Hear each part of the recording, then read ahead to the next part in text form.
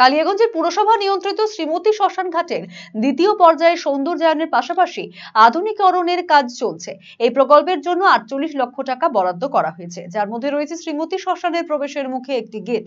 শ্মশানের সৌন্দর্যায়নের পাশাপাশি একটি বিশ্রামাগার নির্মাণ হচ্ছে। কাজ প্রায় শেষ পর্যায়ে। বুধবার পৌর বাস্তুকারকের সাথে নিয়ে নির্মাণের কাজ খতিয়ে দেখতে আসেন পুরপ্রধান রামনিবাস সাহা। কাজ সম্পন্ন হলে অনেকটাই সৌন্দর্য বৃদ্ধি পাবে শ্রীমতী শ্মশানের। আগামী ফেব্রুয়ারি মাসের শেষ কিংবা মার্চ মাসের প্রথম দিকে একটি অনুষ্ঠানের মধ্যে দিয়ে উদ্বোধন করা হবে বলে জানান পুরপ্রধান রামনিবাস সাহা।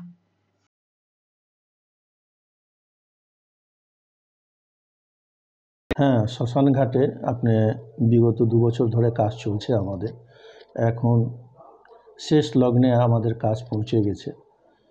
রং টঙের কাজ হচ্ছে, কিছু গার্ডেনিংয়ের কাজ আছে।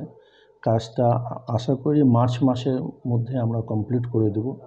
করে দিয়ে একটা ছোট্ট অনুষ্ঠানের মাধ্যমে আমরা এই শ্মশানটাকে আমরা রিওপেনিং আবার করব। আমাদের কালিয়াগঞ্জ শ্রীমতী শ্মশান ঘাট, যেটা আমাদের গ্রিন সিটি প্রকল্প থেকে 48 লাখ টাকার একটা টেন্ডার হয়েছে, যেটা অনেক রকম ফিনিশিংয়ের কাজ আছে, গাছ টাছ লাগানো আছে, যেটা ফেব্রুয়ারি মাসের লাস্টের দিকে এবং মার্চের প্রথম দিকে আমাদের এটা কমপ্লিট হয়। অফার মানে খোসলা, এক ভরপুর স্বপ্ন, আপনার নিজের দোকান, একান্ত আপন।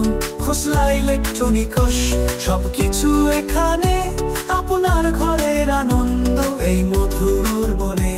পুজোয় এবার সবার মুখে হাসি, কারণ খোসলায় অফার্স রাশি রাশি।